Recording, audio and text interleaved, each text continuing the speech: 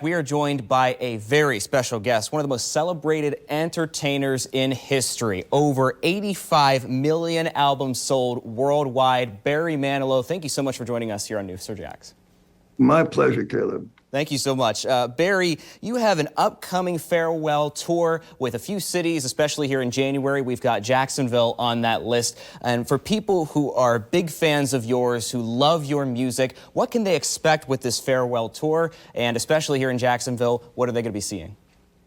You know, it sounds so sad, my farewell tour, gee.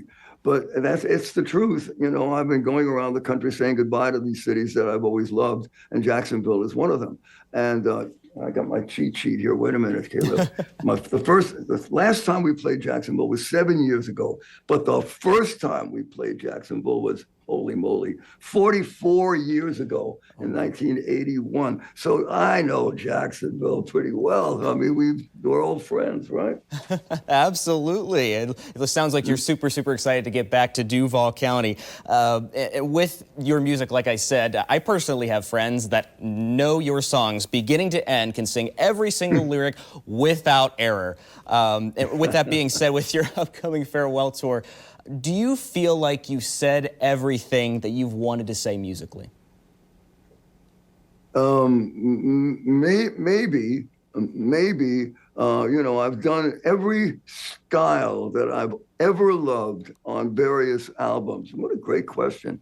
And I would have to really dig deep to find another style of music that I haven't touched. I've done big band jazz of 1940s and certainly pop music. That's what kicked me off.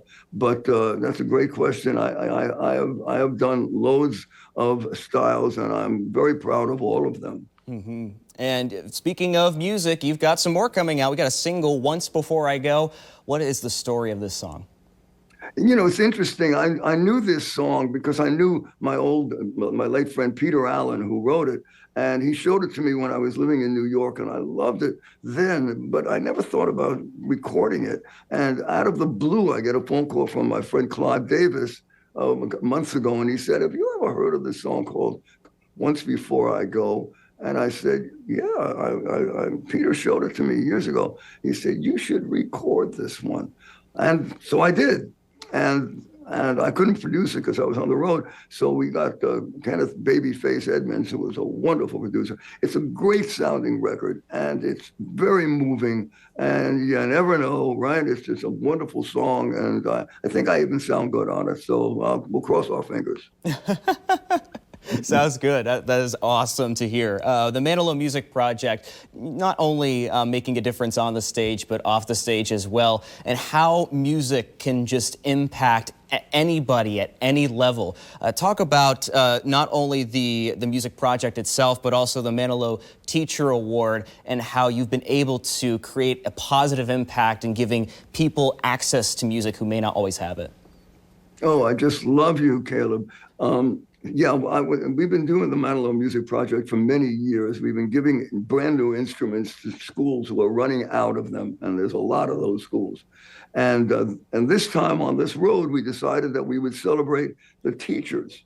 And so every time we go to a city, we ask the kids in the city to pick their favorite music teacher, and they do.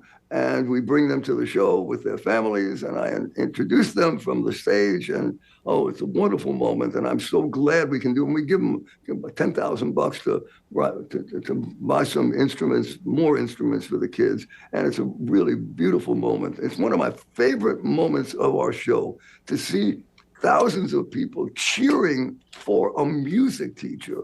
It's just a beautiful moment. How important are our music teachers in this country? Well, to me, you know, I don't think I would be talking to you if I didn't have a music teacher, and that's what could happen to any student. Mm-hmm. And record-breaking residency at the Westgate in Las Vegas. Talk about your time there. Well, you know, there's some really great artists that are performing in Vegas every year. This year, they picked me. I'm very proud of that. And Anything else that you wanted to add to this interview? Like I said, so many years, 5 decades. Is there any song that you want people to remember you by, or one that you want people to revisit and to really take a look at it? There's one album that stands out. It wasn't a pop album. It was my version of a jazz album. It was called 2 a.m. Paradise Cafe. And everything changed when I did that album. I got, some wonderful jazz instrumental people, and Mel Torme and Sarah Vaughan. It was my dream come true to get away from pop music for that one album. And that album changed everything. Even the critics began to like me after that one. Hey, it's good to make him happy, right? Yeah, no, that's a great album. Yeah, and on a personal question, what is your favorite chord?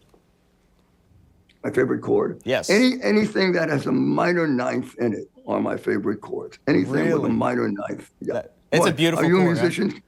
Caleb, are you a musician that you would say I like to fiddle around a little bit, guitar, piano. I like to play. Well, when you get back to your piano, play anything with a minor ninth in it, and you'll see why I like it. Oh, yes, absolutely. And especially to the fans for over these years listening to your music, and how does it feel to make a difference in their lives over all of these decades? I didn't realize that was going to happen when I started off. I was just making music. But then the letters started to happen. And then I started to meet people on the street. And I began to realize that this was not kidding around. This was serious. I was having an impact on strangers that I never thought I would have. And from that moment on, I took my job real seriously. I know we're running out of time now, but is there anything else that you'd like to add before we wrap up? No, I think you've hit everything. I think you've hit everything. I'm glad that we could get all these things done. Caleb, you're just great. Barry, I really appreciate your time here on News4JAX, and it's been a privilege to talk to you. Thank you so much. Thanks. Bye-bye. All right, bye-bye.